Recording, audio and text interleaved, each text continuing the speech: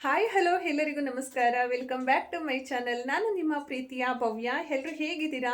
ಎಲ್ಲರೂ ಚೆನ್ನಾಗಿದ್ದೀರಾ ಅಂತ ಅನ್ಕೊಳ್ತಾ ಇದ್ದೀನಿ. ನಾನು ಕೂಡ ತುಂಬಾನೇ ಚೆನ್ನಾಗಿದ್ದೀನಿ. ಇವತ್ತು ಭಾನುವಾರದ ಒಂದು ವಿಡಿಯೋನ ನಾನು ನಿಮ್ಗಳ ಜೊತೆ ಶೇರ್ ಮಾಡ್ಕೊಳ್ತಾ ಇದ್ದೀನಿ. ಸೊ ಫ್ರೆಂಡ್ಸ್, ನನ್ನ ಈ ಒಂದು ಚಾನಲ್ಗೆ ನೀವೇನಾದರೂ ಹೊಸಬ್ರಾಗಿದ್ರೆ ದಯವಿಟ್ಟು ಸಬ್ಸ್ಕ್ರೈಬ್ ಮಾಡ್ಕೊಂಡು ನೋಡಿ. ಹಾಗೆಯೇ ಇಷ್ಟ ಆಯಿತು ಅಂತ ಅಂದರೆ ಒಂದು ಲೈಕ್ ಮಾಡಿ, ಕಮೆಂಟ್ ಮಾಡಿ, ಶೇರ್ ಮಾಡಿ. ವಿಡಿಯೋನ ಎಲ್ಲೂ ಕೂಡ ಸ್ಕಿಪ್ ಮಾಡದೆ ಪೂರ್ತಿಯಾಗಿ ನೋಡಿ ಫ್ರೆಂಡ್ಸ್. ಇವತ್ತು ಭಾನುವಾರ ಡ್ಯಾನ್ಸ್ ಕ್ಲಾಸ್ ಬೆಳಗಿನ ಟೈಮೇ ಇರುತ್ತೆ ನನ್ನ ಮಗಳಿಗೆ. ಸೊ ನಿನ್ನೆನೆ ಮೆಸೇಜ್ ಹಾಕಿದ್ರು 11ರಿಂದ 12 ಅಂತ. ಸೊ ನಾನು ಯಾವುದೋ ಒಂದು ಟೆನ್ಷನಲ್ಲಿ, ಮಾಮೂಲಿ ಟೈಮ್ ಅಂತ ಅಂದರೆ 9ರಿಂದ 10 ಗಂಟೆವರೆಗೂ ಇರ್ತಿತ್ತು. ಅಂದರೆ ನಾನು 8:30ಗೆ ಮನೆ ಬಿಡ್ತಿದ್ದೆ. ಸೊ ನನಗಿಲ್ಲಿ ಆಟೋ ಸಿಕ್ಕಿ ಹೋಗೋಷ್ಟರೊಳಗಡೆ ಕರೆಕ್ಟ್ ಆಗುತ್ತೆ ಟೈಮ್ ಅಂತ. ಸೊ ನನಗೆ ಮೆಸೇಜ್ ಹಾಕಿರೋದನ್ನ ನಾನು ಮರ್ತ್ಕೊಂಡು ಮಾಮೂಲಿ ಟೈಮ್ಗೆ ಹೋಗಿದ್ದಾಯಿತು. ಅಲ್ಲಿ ಹೋದ್ರೂ ಕೂಡ ನನಗೆ ನೆನಪಿರಲಿಲ್ಲ. ಸೊ ಅಲ್ಲಿ ಹೋಗಿ ಒಂದು 10 ನಿಮಿಷ ಆದಮೇಲೆ ಇವತ್ತು ಡ್ಯಾನ್ಸ್ ಕ್ಲಾಸು 11ರಿಂದ 12 ಗಂಟೆಗೆ ಅಂತ ಗೊತ್ತಾಯಿತು. ಸುಮ್ಮನೆ ಅಲ್ಲಿ ಕುತ್ಕೊಳ್ಳೋದು ಯಾಕೆ, ಯಾರೂ ಇಲ್ವಲ್ಲ ಅಂತ ಹೇಳಿ ನನ್ನ ಮಗಳನ್ನ ಕರ್ಕೊಂಡು ಪಾರ್ಕಿಗೆ ಬಂದೆ. ಯಾವಾಗಲೂ ಪಾರ್ಕಿಗೆ ಕರ್ಕೊಂಡೋಗಿ ಅಂತ ಹೇಳ್ತಾ ಇದ್ಲು. ಸೊ ಪಾರ್ಕಿಗೆ ಕರ್ಕೊಂಡೋಗಿ ಸ್ವಲ್ಪ ಹೊತ್ತು ಆಟ ಆಡಿಸ್ಕೊಂಡು ಅಲ್ಲೇ ಕ್ಯಾಂಟೀನಲ್ಲಿ ದೋಸೆನ ತೊಗೊಂಡು ತಿಂದು ಮತ್ತೆ ನಾವು 11 ಗಂಟೆ ಅಷ್ಟರೊಳಗಡೆ ನಡ್ಕೊಂಡು ಡ್ಯಾನ್ಸ್ ಕ್ಲಾಸ್ ಹತ್ರ ಹೋದ್ವಿ. ಸೊ ಇವತ್ತು ಹೀಗಾಯಿತು.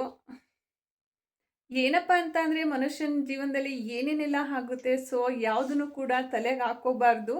ಡ್ಯಾನ್ಸ್ ಕ್ಲಾಸ್ ಮುಗಿಸ್ಕೊಂಡು ನಮಗೆ ಬಸ್ ಸಿಕ್ಕಿ ಮನೆಗೆ ಬರೋ ಅಷ್ಟರೊಳಗಡೆ 1 ಗಂಟೆ ಆಗಿತ್ತು. ಸೊ ಇವಾಗ ನಾನಿಲ್ಲಿ ಅಡುಗೆ ಮಾಡೋದಕ್ಕೆ ಅಂತ ರೆಡಿ ಮಾಡ್ತಾ ಇದ್ದೀನಿ. ಸೊ ಇನ್ನು ಖಾರದ ಪುಡಿ ಮತ್ತು ಸಾಂಬಾರು ಪುಡಿನ ಬಿಡಿಸಿರಲಿಲ್ಲ, ಅವತ್ತು ಮಾಡಿಟ್ಟಿದ್ದೆ. ಇವಾಗ ನಮ್ಮನೆಯವರು ಖಾರದ ಪುಡಿ ಮತ್ತು ಸಾಂಬಾರು ಪುಡಿನ ಬಿಡಿಸ್ಕೊಬರೋದಕ್ಕೆ ಅಂತ ಹೋಗಿದ್ದಾರೆ. ಸೊ ಅವ್ರು ಬರೋ ಅಷ್ಟರೊಳಗಡೆ ಅಡುಗೆನ ಮಾಡಬೇಕು. ಇನ್ನು ಇವಾಗ ಕಾಳೆಲ್ಲ ಸುಲ್ಕೊಂಡು ತರಕಾರಿ ಸಾಂಬಾರು ಮಾಡೋ ಅಷ್ಟರೊಳಗಡೆ ಲೇಟ್ ಆಗುತ್ತೆ ಅಂತ ಹೇಳಿ ನಾನಿವಾಗ ಟೊಮೆಟೊ ಸಾಂಬಾರನ್ನ ಮಾಡ್ತಾಯಿದ್ದೀನಿ, ಅಂದರೆ ಟೊಮೆಟೊ ರಸಮ್ನ ಮಾಡ್ತಾಯಿದ್ದೀನಿ.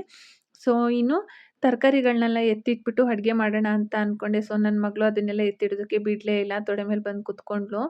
ಹಾಗಾಗಿ ಅವಳನ್ನ ಸ್ವಲ್ಪ ಸಮಾಧಾನ ಮಾಡಿ ಬಿಟ್ಟು ಆಮೇಲೆ ಜೋಡಿಸ್ಕೊಂಡ್ರೆ ಆಗುತ್ತೆ ಅಂತ ಹೇಳಿ ಅವಳನ್ನ ಸಮಾಧಾನ ಆಗೋವರೆಗೂ ತೊಡೆ ಮೇಲೆ ಕೂರಿಸ್ಕೊತೀನಿ. ಇಲ್ಲ ಅಂತ ಅಂದರೆ ಹೆಂಗಾಗುತ್ತೆ ಅಂತ ಅಂದರೆ ಏನು ಕೆಲಸನೂ ಮಾಡೋದಕ್ಕೆ ಬಿಡೋದಿಲ್ಲ. ಸೊ ಹಾಗಾಗಿ ಅವಳು ಸಮಾಧಾನ ಮಾಡಿ ಬಿಟ್ಟು ಇವಾಗ ಅಡುಗೆ ಕೆಲಸನ ಮಾಡ್ತಾಯಿದ್ದೀನಿ. ಏನಿಲ್ಲ, ಟೊಮೆಟೊ ರಸಮ್ಗೆ ತುಂಬಾ ಚೆನ್ನಾಗಿರುತ್ತೆ. ಜೊತೆಗೆ ಹಪ್ಪಳ ಏನಾದರೂ ಇತ್ತು ಅಂತ ಅಂದರೆ ಇನ್ನೂ ತುಂಬ ಚೆನ್ನಾಗಿರುತ್ತೆ. ನಂಚ್ಕೊಳ್ಳೋಕ್ಕೆ ಏನಾದರೂ ಒಂದು ಇತ್ತು ಅಂತ ಅಂದರೆ ಚೆನ್ನಾಗಿರುತ್ತೆ. ಇಲ್ಲ ಅಂದರೆ ಹಾಗೆ ತಿನ್ನೋದಕ್ಕೂ ಕೂಡ ತುಂಬ ಚೆನ್ನಾಗಿರುತ್ತೆ. ಒಬ್ಬೊಬ್ಬರು ಟೇಸ್ಟ್ ಒಂದೊಂದು ಥರ ಇರುತ್ತಲ್ವ, ಸೊ ಅದಕ್ಕೆ ಹೇಳಿದೆ. ಸೊ ಇನ್ನು ರೈಸ್ಗೆ ಇಟ್ಬಿಟ್ಟು ನಾನು ಸಾಂಬಾರಿಗೆ ರೆಡಿ ಮಾಡ್ತಾ ಇದ್ದೀನಿ. ಸೊ ಇನ್ನು ನಮ್ಮನೆಯವರು ಸೊಪ್ಪಿನ ಸಾಂಬಾರು ಮಾಡು ಅಂತ ಹೇಳಿದ್ರು. ಅವರೆಕಾಳು ಮತ್ತು ಸೊಪ್ಪೆಲ್ಲ ಹಾಕಿ ಬಸ್ಸಾಂಬಾರು ಮಾಡು ಅಂತ. ಸೊ ಇವಾಗ ಅವರೆಕಾಳು ಸುಲ್ಕೊಂಡು ನಾನು ಸೊಪ್ಪು ಸೋಸ್ಕೊಂಡು ಅಡುಗೆ ಮಾಡೋ ಅಷ್ಟರೊಳಗಡೆ 3 ಗಂಟೆ ಆಗೋಗ್ಬಿಡುತ್ತೆ ಅಂತ ಹೇಳಿ ನಾನು ಈ ಥರ ಮಾಡ್ತಾ ಇದ್ದೀನಿ. ಸೊ ಸಂಜೆ ಊಟಕ್ಕೆ ಸೊಪ್ಪು ಸಾಂಬಾರು ಮತ್ತು ಪಲ್ಯನ ಮಾಡ್ಕೊತೀವಿ. ತುಂಬ ಚೆನ್ನಾಗಿರುತ್ತೆ ಅದನ್ನು ಕೂಡ. ಸೊ ಇನ್ನು ನನ್ನ ಮಗಳೂ ಇವತ್ತು ಹೊಟ್ಟೆ ಹಸಿವಾಗಿದೆ ಅಂತ ಅಂದ್ಲು. ಇನ್ನು ನನಗೂ ಕೂಡ ಹೊಟ್ಟೆ ಹಸಿವಾಗಿತ್ತು. ಯಾರಿಗೇ ಆದ್ರೂ ಕೂಡ ಅದರದ್ದೇ ಆದಂಥ ಬೆಲೆ ಗೊತ್ತಾಗಬೇಕು ಅಂತ ಅಂದರೆ ಸಮಯ ಅನ್ನೋದು ಬರಲೇಬೇಕಂತೆ. ಸೊ ಹಸ್ದಾಗಲೇ ಗೊತ್ತಾಗೋದು ಅನ್ನದ ಬೆಲೆ ಅಂತ ಹೇಳ್ತಾರೆ. ಅದಂತೂ 100% ಸತ್ಯ. ಎಷ್ಟೇ ಇದ್ರೂ ಏನೇ ಇದ್ರೂ ಹೊಟ್ಟೆಗೆ ತಿನ್ನಲೇಬೇಕು. ಸೊ ಹೊಟ್ಟೆ ಹಸಿವಾದಾಗ ಒಂದು ತನ್ನ ಕೊಟ್ಟರೆ ಸಾಕು ಅನ್ನೋ ಥರ ಅನಿಸುತ್ತೆ. ನಮಗೆ ಹಸುವಿನ ಬೆಲೆ, ಅನ್ನದ ಬೆಲೆ ಏನು ಅಂತ ಗೊತ್ತಿದೆ. ಸೊ ಅಂದರೆ ಇವತ್ತು ಏನಾಯಿತು ಅಂತ ಅಂದರೆ ಒಂದು ದೋಸೆನ ತೊಗೊಂಡ್ವಿ, ಒಂದು ಮಸಾಲೆ ದೋಸೆನ ತೊಗೊಂಡು ನನ್ನ ಮಗಳಿಗೆ ತಿನ್ನಿಸಿ ಅವಳು ಬೇಡ ಅಂದಿದ್ದನ್ನು ನಾನು ತಿಂದ್ಕೊಂಡೆ. ಪ್ರತಿ ಭಾನುವಾರನೂ ಕೂಡ ಬೆಳಗಿನ ಟೈಮು ಬೇಗ ಎದ್ದು ತಿಂಡಿನ ಮಾಡಿಕೊಂಡು ಅವಳಿಗೊಂದು ಬಾಕ್ಸ್ಗೆ ನನಗೊಂದು ಬಾಕ್ಸ್ಗೆ ಹಾಕ್ಕೊಂಡು ಹೋಗ್ತಾ ಇದ್ದೆ. ಹೊಟ್ಟೆ ತುಂಬ ಊಟ ಮಾಡಿಕೊಂಡು ಪಾರ್ಕಲ್ಲಿ ಆಟ ಆಡಿಸ್ಕೊಂಡು ಮನೆಗೆ ಕರ್ಕೊಬರ್ತಾ ಇದ್ದೆ. ನನ್ನ ಮಗಳಿದ್ರಂತೂ ಮನೆಯಲ್ಲಿ ಸ್ವಲ್ಪನೂ ಬೇಜಾರಾಗೋದಿಲ್ಲ.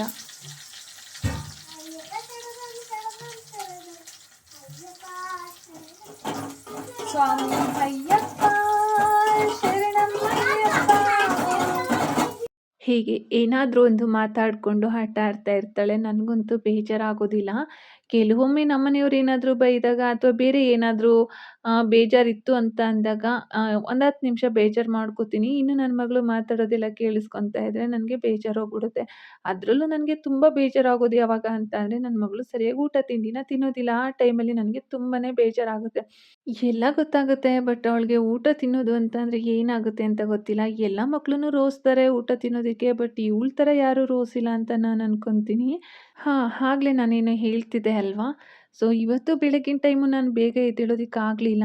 ಸ್ವಲ್ಪ ಕೈ ಪೇಯ್ನ್ ಇತ್ತು. ಸೊ ಹಾಗಾಗಿ ಲೇಟಾಗಿ ಎದ್ದೆ. ಇನ್ನು ತಿಂಡಿ ಮಾಡೋ ಅಷ್ಟರೊಳಗಡೆ ಲೇಟ್ ಆಗುತ್ತೆ ಅಂತ ಹೇಳಿ ಬೇಗನೆ ಹೊರಟ್ವಿ.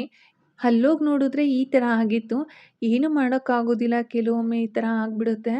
ಯಾವುದೇ ವಿಚಾರನಾದ್ರೂ ಕೂಡ ಡೀಪಾಗಿ ಮನ್ಸಿಗೆ ತೊಗೊಂಡ್ವಿ ಅಂತ ಅಂದರೆ ಹೀಗೇನೆ ಆಗೋದು. ನಾನು ಸ್ವಲ್ಪ ಜಾಸ್ತಿನೇ ಮನ್ಸಿಗೆ ಹಾಕ್ಕೋಬಿಡ್ತೀನಿ. ಸೊ, ಅದರಿಂದ ಹೊರಗಡೆ ಬರಬೇಕು ಅನ್ಕೊಂತೀನಿ. ಆ ಥರ ಎಲ್ಲ ಮನ್ಸಿಗೆ ಹಚ್ಕೋಬಾರ್ದು. ಯಾರೇ ಏನೇ ಅಂದ್ರೂ ಕೂಡ ಅದನ್ನ ನನ್ನ ತಲೆಗೆ ಹಾಕ್ಕೋಬಾರ್ದು ಅನ್ಕೊಳ್ತೀನಿ. ಬಟ್ ಆದ್ರೂ ಆಗೋದಿಲ್ಲ. ಅದು ಬಂದ್ಬಿಡುತ್ತೆ. ಸೊ, ಇನ್ನು ಮುಂದೇನಾದ್ರೂ ಇದನ್ನ ನಾನು ಕಂಟ್ರೋಲ್ ಮಾಡಬೇಕು ಅಂತ ಅನ್ಕೊಂಡಿದ್ದೀನಿ. ಸೊ, ನೋಡೋಣ ಏನಾಗುತ್ತೆ ಅಂತ. ಅದ್ರಲ್ಲೂ ಕೂಡ ಮನೆಯಲ್ಲಿ ಏನಾದರೂ ಬೈದ್ರು ಅಂತ ಅಂದರೆ ತುಂಬಾನೇ ಬೇಜಾರಾಗ್ಬಿಡುತ್ತೆ. ನಮ್ದೇನು ತಪ್ಪಿಲ್ದೇನೆ ಬೈದ್ರು ಅಂತಂದ್ರೆ ಬೇಜಾರಾಗುತ್ತೆ. ತಪ್ಪಿದ್ದು ಬೈದ್ರೆ ಹೋಗ್ಲಿ ಬೈಲಿ. ನಮ್ದು ತಪ್ಪಿದೆ ಅಂತ ಅನ್ಕೊಂಡು ಸುಮ್ಮನೆ ಆಗ್ಬಿಡ್ಬೋದು. ಸೊ, ಕಾರಣಾಂತರಗಳಲ್ಲಿ ಅಲ್ಲಿ ಏನಿದೆ, ಏನಾಗಿದೆ, ಏನು ಹೋಗಿದೆ ಅನ್ನೋದು ಗೊತ್ತಿಲ್ದೇನೆ ಏಕ್ ಸುಮ್ನೆ ಬೈತಾರಲ್ವಾ? ಆ ಟೈಮಲ್ಲಿ ತುಂಬಾನೇ ಬೇಜಾರಾಗ್ಬಿಡುತ್ತೆ. ರೈಸು ಮತ್ತು ಸಾಂಬಾರು ರೆಡಿ ಆಗಿದೆ. ಸೊ, ಅನ್ನದ ವಿಷಲ್ ಹೋಗ್ಲಿ ಅಂತ ಹೇಳಿಬಿಟ್ಟು ನಾನು ಅಷ್ಟರೊಳಗಡೆ ತರಕಾರಿ ಎಲ್ಲ ಜೋಡಿಸ್ಕೊಳ್ತಾ ಇದ್ದೀನಿ. ಇನ್ನು ನಮ್ಮನೆಯವರು ಎಣ್ಣೆನ ಕಾಯಿಸ್ಕೊಳ್ತಾ ಇದ್ದಾರೆ. ಅವ್ರ ತಲೆಯಲ್ಲಿ ಇತ್ತೀಚೆಗೆ ತುಂಬ ಗಾಯಗಳಾಗ್ತಾ ಇತ್ತು. ಸೊ, ಅದು ಕಡಿತ ಜಾಸ್ತಿ ಆಗಿ ಬೇರೆ ಯಾರಿಗೋ ತೋರಿಸಿದ್ದಕ್ಕೆ ಇದಕ್ಕೆ ಯಾವುದೋ ಒಂದು ಮೆಡಿಸನ್ ಹೇಳಿದ್ದಾರೆ. ಸೊ, ಅದನ್ನ ಮಾಡ್ಕೊಳ್ತಾ ಇದ್ದಾರೆ. ಅದೇನಾದ್ರೂ ಹುಷಾರಾಯಿತು ಅಂತ ಅಂದರೆ ಅದನ್ನ ನಿಮಗೆ ನಾನು ಶೇರ್ ಮಾಡ್ಕೊಳ್ತೀನಿ. ಯಾವ ಮೆಡಿಸನ್ನ ಹಾಕ್ಕೊಂಡ್ರು ಅಂತ ಹೇಳಿ. ಜಾಸ್ತಿ ಏನು ಖರ್ಚಿಲ್ಲ, ಕಡಿಮೆ ಖರ್ಚಲ್ಲಿಯೇ ಮಾಡ್ಕೊಳ್ತಾ ಇದ್ದಾರೆ. ಸೊ, ಇವತ್ತೇ ಫಸ್ಟ್ ಅವ್ರನ್ನು ಕೂಡ ಹಾಕ್ಕೊಳ್ತಾ ಇರೋದು. ನೋಡಿ ಮತ್ತೆ ಬಂದು ಕುತ್ಕೊಂಡ್ಳು. ಸೊ, ಮಕ್ಳುಗಳೇ ಹಾಗೆ ಅನ್ಸುತ್ತೆ. ಏನಾದ್ರೂ ಹರುವಂಥದ್ದಿತ್ತು ಅಂತ ಅಂದರೆ ಅವ್ರು ಕುತ್ಕೊಂಡು ಹರುವಕ್ಕೆ ಬಿಟ್ಬಿಡ್ಬೇಕು. ಇಲ್ಲಾಂದರೆ ನಮ್ಮ ಕೆಲಸ ಮಾಡೋದಕ್ಕೆ ಬಿಡೋದಿಲ್ಲ. ಸೊ, ನೋಡಿ ಇವಾಗ ಇವ್ರ ತಲೆಗೆ ಎಣ್ಣೆನ ಹಚ್ಕೊಂಡಿದ್ದಾರೆ. ಅದಕ್ಕೆ ಎಣ್ಣೆ ಒಳಗಡೆ ಆ ಒಂದು ಮೆಡಿಸನ್ನ ಹಾಕ್ಕೊಂಡು ತಲೆಗೆ ಹಚ್ಕೊಂಡಿದ್ದಾರೆ. ಫಸ್ಟು ಹಗ್ರ ಥರ ಆಗಿ ಆಮೇಲೆ ಚಿಕ್ಕ ಚಿಕ್ಕದಾಗಿ ಗಾಯಗಳಾಗಿ ಫುಲ್ಲು ರೆಡ್ ಆಗಿ ಹೋಗ್ಬಿಟ್ಟಿತ್ತು. ಸೊ, ಔಷಧಿನ ಹಚ್ಕೊಂಡಿದ್ದಾರೆ. ಸೊ, ಅವ್ರು ಊಟ ಬೇಡ ಅಂತ ಹೇಳಿದ್ರು. ಇನ್ನು ನಾನು ನನ್ನ ಮಗಳು ಊಟ ಮಾಡೋಣ ಅಂತೇಳಿ ಊಟನ ಹಾಕ್ಕೊಳ್ತಾ ಇದ್ದೀನಿ. ಭಾನುವಾರ ಬಂತು ಅಂತ ಅಂದರೆ ಎಲ್ಲರೂ ಮನೇಲಿ ಫ್ಯಾಮಿಲಿ ಜೊತೆ ಇರೋದಕ್ಕೆ ಇಷ್ಟಪಟ್ಟರೆ, ನಮ್ಮ ಮನೆಯವರು ಭಾನುವಾರ ಬಂತು ಅಂತಂದರೆ ಮನೇಲೇ ಇರೋದಿಲ್ಲ, ಹೊರಗಡೆ ಹೋಗೋದೇ ಜಾಸ್ತಿ ಆಗುತ್ತೆ. ಸೊ, ನಮ್ಮನ್ನು ಹೊರಗಡೆ ಕರ್ಕೊಂಡೋದ್ರೆ ನಮಗೂ ಖುಷಿ ಆಗುತ್ತಪ್ಪ. ಆದರೆ ಅವರೆಲ್ಲೂ ಕರ್ಕೊಂಡು ಹೋಗೋದಿಲ್ಲ. ಸೊ, ಅವರು ಬೆಳಗ್ಗೆ ಹೋದ್ರೆ ಇನ್ನು ಮಧ್ಯಾಹ್ನನೇ ಬರೋದು. ಇನ್ನು ಮಧ್ಯಾಹ್ನ ಇವಾಗ ಬಂದು ತಲೆಗೆ ಎಣ್ಣೆ ಎಲ್ಲ ಹಚ್ಕೊಂಡು ಹೊರಟ್ರೆ ಇನ್ನು ಬರೋದೇ ನೈಟು. ಸೊ, ಅನ್ನ ಸಾಂಬಾರು ರೆಡಿ ಆಗಿದೆ. ಇವಾಗ ನನ್ನ ಮಗಳಿಗೆ ಹೇಳಿ ಹೋಗ್ತಿದ್ದಾರೆ, ನಾನು ಹೋಗ್ತೀನಿ ಮಗಳೇ ಅಂತ. ಸೊ, ನನ್ನ ಮಗಳು ಬಿಡ್ತಾ ಇಲ್ಲ ಹೋಗೋದಕ್ಕೆ.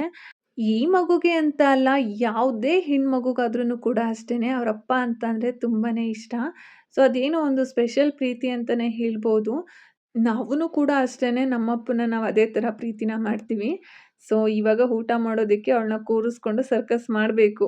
1 ಅವರ್ ಆಗುತ್ತೆ ಅವಳು ಊಟ ಮಾಡೋ ಅಷ್ಟರೊಳಗಡೆ. ಸೊ, ಫ್ರೆಂಡ್ಸ್ ಇದಿಷ್ಟು ಇವತ್ತಿನ ಒಂದು ವಿಡಿಯೋ ಆಗಿತ್ತು. ನನ್ನ ಈ ಒಂದು ವಿಡಿಯೋ ನಿಮಗೇನಾದರೂ ಇಷ್ಟ ಆಯಿತು ಅಂತ ಅಂದರೆ ಒಂದು ಲೈಕ್ ಮಾಡಿ, ಕಮೆಂಟ್ ಮಾಡಿ, ಶೇರ್ ಮಾಡಿ. ವಿಡಿಯೋನ ಎಲ್ಲೂ ಕೂಡ ಸ್ಕಿಪ್ ಮಾಡದೆ ಪೂರ್ತಿಯಾಗಿ ನೋಡಿ ಫ್ರೆಂಡ್ಸ್. ಧನ್ಯವಾದಗಳು.